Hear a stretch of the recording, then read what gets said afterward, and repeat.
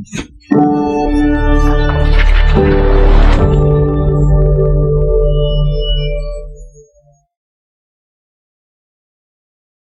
आहे question number 2. Observe the number line and answer the question. Number line सगळ्यांना दिसते. ठीक आहे. फर्स्ट क्वेश्चन बघा. Which number is indicated by point B. Point B ने कोणता नंबर शो होतो आहे किंवा इंडिकेट होतो आहे. पॉइंट बी कुठे आहे आधी तो शोधूयात. पॉइंट बी आहे इथे. ठीक आहे. बघा मी सर्कल केला आहे. तिथे काय आहे पॉइंट बी आणि तिथे कोणता नंबर आहे शोधायचा. आपण आता 2 एक्झाम्पल शोधले. काय केलं की जो काही नंबर असायचा त्याचा तो न्यूमरेटर बघायचो आपण आणि तेवढं जर त्या साईडला तो मोजत जायचो त्या प्लेसला तो नंबर असायचा. ठीक आहे. आता बी इथे आहे. 0 पासून आधी आपण काउंटिंगला स्टार्ट करू. बघा ठीक आहे. 1 2 3 4 5 6 7 8 9 10. किती आहे 10. म्हणजे इथे त्यांना आपण लिहिणार 10. ठीक आहे. आता अपॉन लिहायचं. यांच्यातलं डिस्टन्स बघा 0 आणि -1 मध्ये किती आहे 1 2 3 आणि 1 किती नंबरला आहे 4th प्लेसला. म्हणजे त्यांना खाली आन्सर कोण येणार 4. आता हे आहे मायनस साइडला म्हणजे साइन कोणतं येणार मायनस. म्हणजे फर्स्टचा आन्सर काय आलं -10/4. हे काय आहे आपलं पॉइंट बी इंडिकेट करतो जो नंबर तो आहे. काय केलं समजलं. काय केलं 0 पासून आधी तो बी कुठे आहे ते मोजा. किती आहे ते लिहिलं. त्यानंतर 2 नंबर मधलं डिस्टन्स केलं. बघा 1 2 3 आणि हा काय आहे 4 म्हणून खाली घेतला आपण. त्यानंतर सेकंड क्वेश्चन आहे बघा. Which point indicates the number 1 3/4. आता हा जो नंबर आहे तो आधी आपल्याला काय कन्वर्ट करून घ्यायचा आहे. बघा कन्वर्ट कसं करणार की आपल्याला माहिती आहे 1 × 4 करा प्लस त्यामध्ये काय करा 3/4. ठीक आहे. यांची ऍडिशन केली तर आन्सर किती येणार 7/4. काय येणार 7/4. आता हा 7/4 कुठे आहे हे शोधायचं आहे. पॉझिटिव्ह आहे म्हणजे तो आपल्या उजव्या साईडला येणार. 0 पासून 7 पर्यंत आपण मोजायला सुरुवात करू. बघा 1 2 3 4 5 6 7. ठीक आहे. कुठे आलं इथे. बरोबर 7/4 इथे येणार. म्हणजे तो कोणता पॉइंट इंडिकेट करू शकतो पॉइंट सी. याचा आन्सर काय येणार आपण खाली लिहू शकतो. therefore point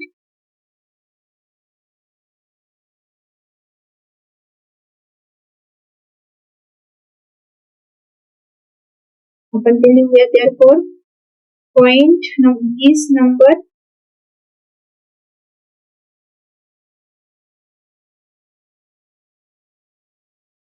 indicated by point C. हे काय आहे आपलं आन्सर. ठीक आहे. काय आहे आन्सर. त्यानंतर आता नेक्स्ट बघूया. कंपॅरिझन आहे. कंपॅरिझन म्हणजे काय तुलना. ठीक आहे. कंपॅरिझन शिकायचं आहे. ते रूल्स आहे बघा काही. सपोज A × D आणि B × C यांची जर कंपॅरिझन केली त्यामध्ये B × C जर ग्रेटर असेल तर जो सेकंड नंबर असेल आपला C/D तो काय असतो ग्रेटर. हा आहे पहिला रूल. जेव्हा आपण हे सॉल्व्ह करू तेव्हा आपले रूल्स लक्षात येतील. बघा त्यानंतर A × D आणि B × C हे जर इक्वल असतील तर दोन्ही नंबर पण काय असतात इक्वल. A × D जर ग्रेटर असेल B × C पेक्षा तर A/B हा नंबर काय आहे ग्रेटर आहे. ठीक आहे. हे आहे रूल्स. आपण त्यावरचे एक्झाम्पल बघूया. प्रॅक्टिस सेट आहे 1.2. Compare the following numbers. काय करायचे आहे आपल्याला फॉलोइंग नंबर्स कम्पेअर म्हणजे कोणता लहान कोणता मोठा हे ठरवायचे आहे. ठीक आहे. आता -7 -2. आता वी नो दॅट. फर्स्ट बघा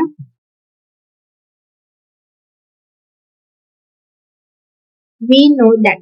सपोज यांची साइन काढून टाका. 7 आणि 2 घेतलं तर यामध्ये ग्रेटर नंबर कोण आहे बरं 7. ठीक आहे. दोन्ही साइन दोन्ही नंबरला पॉझिटिव्ह असतील तर काय आहे 7 काय आहे ग्रेटर.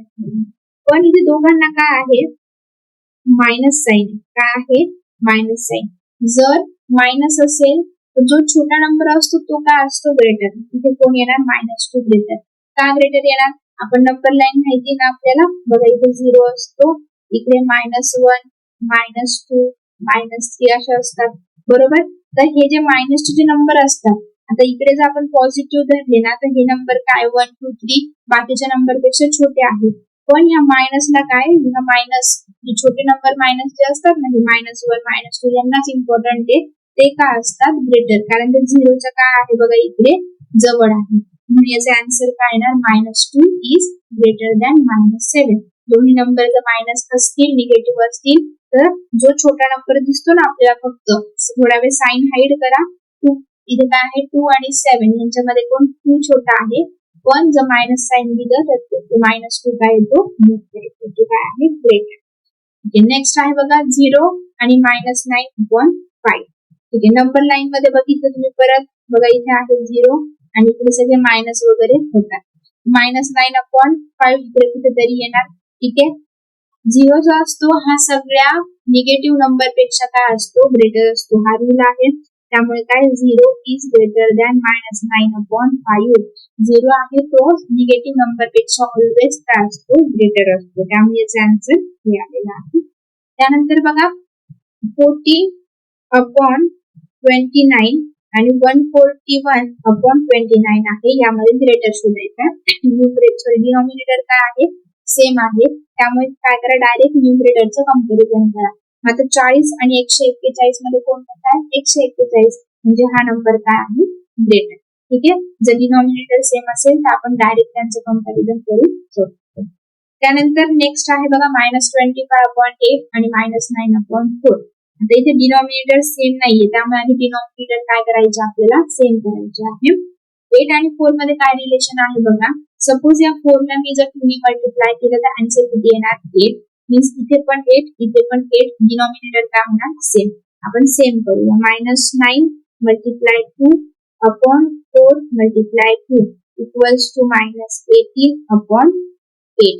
ठीक आहे, मग फर्स्ट नंबर काय आहे आपला, -25/8 आणि सेकंड नंबर आता काय आलेला आहे, चेंज रूल. ठीक आहे, मी पहिल्याच एक्झाम्पल मध्ये रूल काय सांगितलं, दोघं नंबर जर मायनस असतील तर जो छोटा नंबर दिसतो दिसायला तोच काय असतो, मोठा. ते 25 आणि 18 मध्ये कोण छोटा आहे, 18, म्हणजे जर मायनस साइन दिलं तर तो काय येणार, मोठा. मग देअरफॉर आपलं फायनल एक्झाम्पल काय आहे, -25/8 इज लेस दॅन -9/4. ठीक आहे, जरी मायनस मध्ये छोटे नंबर असतील तरी तेच काय असतात, मोठे असतात, लक्षात ठेवा. त्यानंतर आहे decimal representation of rational number. Decimal म्हणजे पॉइंटच्या फॉर्म मध्ये 1.3, 3.2 वगैरे. ठीक आहे, त्यावर प्रॅक्टिस सेट आहे 1.3.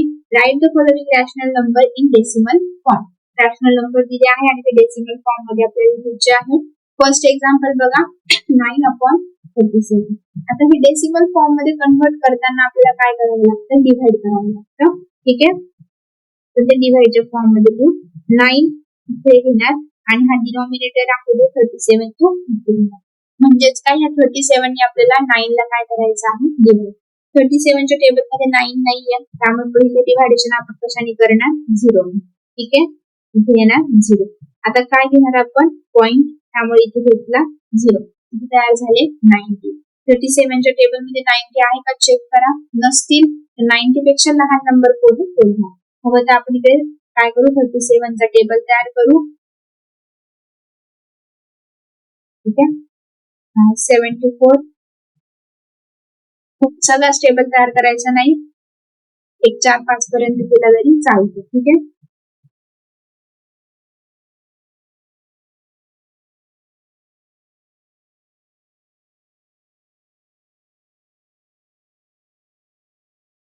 इथपर्यंत करू, बघू पुढे. आता 90 आहे, 90 पेक्षा सगळ्यात लहान इथे 74, त्यामुळे 2 ने डिव्हाइड होणार. ठीक आहे, यांचं काय करू आपण, मायनस इथे आली 16, परत पुढे 0 लिहूयात.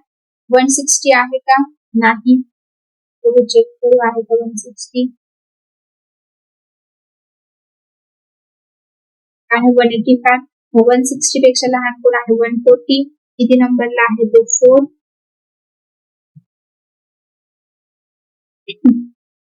किती आलं, 12. परत 0 घेतला, किती झाले, 120. 120 पेक्षा लहान आहे 111. किती नंबरला आहे ते, 3. ठीक आहे, इथे आन्सर येणार फक्त 9. परत आता काय करू आपण, 0 घेऊ. 0 झाले तर काय झाले, 90. 90 नाहीये, त्यामुळे काय होणार, आपण 2 ने डिव्हाइड करणार. किती येणार ते, 74.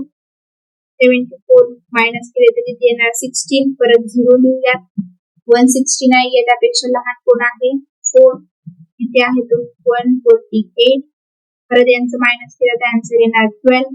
परत येणार 0. 120 नाहीये, काय लिहिणार आपण परत.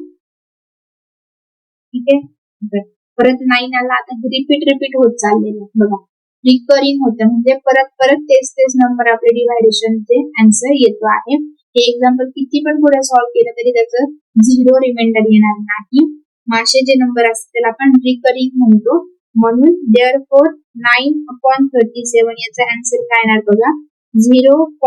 बघा 243 परत किती पण पुढे सोडवले ना तुम्ही तरी 243 असाच नंबर येणार. मग अशा पद्धतीने जर जेवढे नंबर रिपीट होत आहे ना त्यांच्या डोक्यावर काय लिहितो आपण, अशा पद्धतीने एक आडवी रेषा मग त्याला आपण काय म्हणतो, बार. हे आपला आन्सर आहे 0.243 आणि त्याच्या डोक्यावरती बार, कारण पुढे हे 243 हा नंबर कंटिन्युअस काय होणार आहे, रिपीट होणार आहे. हे आहे आपलं डेसिमल फॉर्म. काय आहे, डेसिमल फॉर्म. 9/37 = 0.243 बार. हे आहे आपलं फायनल आन्सर. समजलं काय केलं, डिव्हायडेशन सगळ्यांना येतं. नेक्स्ट एक्झाम्पल आहे -103/5. याचं काय करायचं आहे आपल्याला, की पॉइंट फॉर्म मध्ये कन्वर्ट करायचं आहे. त्यासाठी आपण काय करणार बघा, याचं डिव्हायडेशन करणार. ठीक आहे,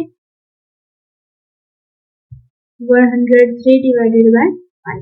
तर फायनली फर्स्ट आपण काय करू, 10 ला डिवाइड करू, तेव्हा आन्सर येणार 5 × 10.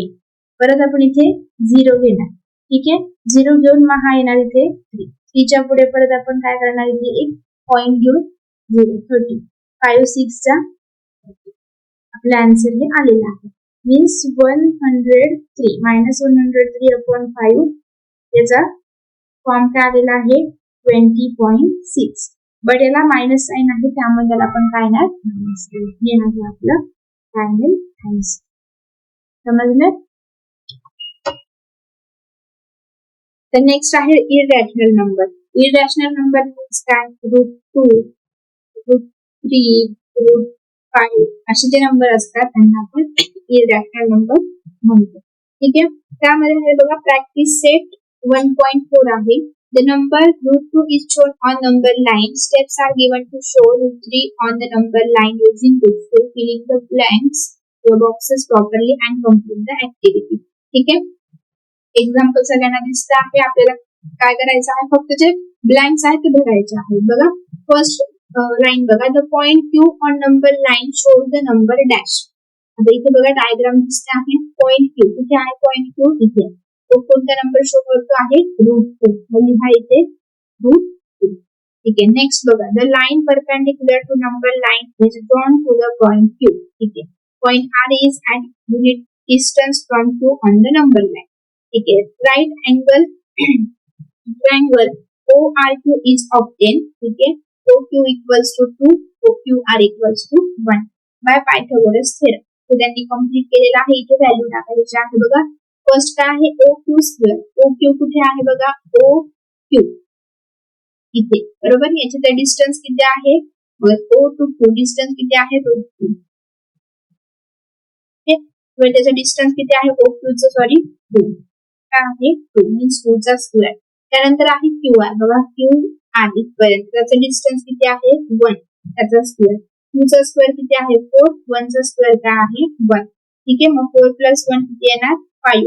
पण हा काय आलेला आहे, OR². आपल्याला काय पाहिजे आहे, फक्त लेंथ ऑफ OR. मग स्क्वेअर आपल्याला कॅन्सल करायचं असेल तर आपण काय करतो, स्क्वेअर लिहितो. तर 5 चा स्क्वेअर निघत नाही म्हणून आपण ते काय करणार, या पद्धतीमध्ये आपण ते लिहू शकतो. ठीक आहे, या पद्धतीने आपण काय करू शकतो, ते लिहू शकतो.